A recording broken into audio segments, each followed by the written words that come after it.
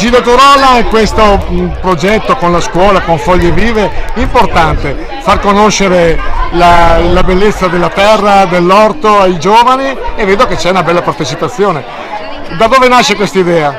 Questa idea nasce dal far conoscere ai ragazzi l'attività dell'associazione di volontariato Foglie Vive, che utilizza i proventi, diciamo così, e lo spazio dell'orto per aiutare le famiglie in difficoltà di taglio di po'.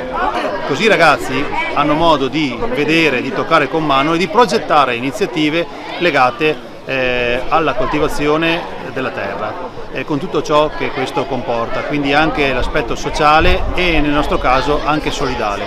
I ragazzi si sono adoperati per creare questi progetti innovativi legati anche alla tecnologia, quindi se voi vedete i cartellini che hanno fatto con le loro mani, con insegnanti ovviamente che li hanno guidati, di artistica, di tecnologia, di lettere, di lingue straniere, hanno creato dei cartellini interattivi con i quali è possibile interagire attraverso uno smartphone o un tablet per poter conoscere sia il progetto nei suoi particolari e anche delle notizie sulle verdure che loro coltivano.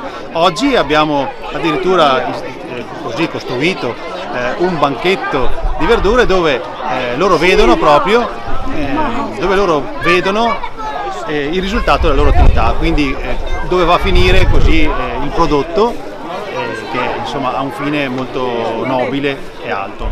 Che dire, complimenti, tra l'altro è un progetto che state anche esportando, so che stanno collaborando anche l'amministrazione di Adria con l'alberghiero, e quindi anche il Cipriani ha voluto seguire le nostre orme, e così questa cosa, oltre ad essere una bellissima rete sociale, solidale e didattica, diventa anche un modo per i nostri ragazzi di taglio di po', nel momento in cui arrivassero alle scuole superiori, troverebbero la continuità anche in questo. Per noi insomma è importante. Ti ringrazio, adesso seguiamo un po' tutta la giornata, certo, e complimenti ancora. Grazie.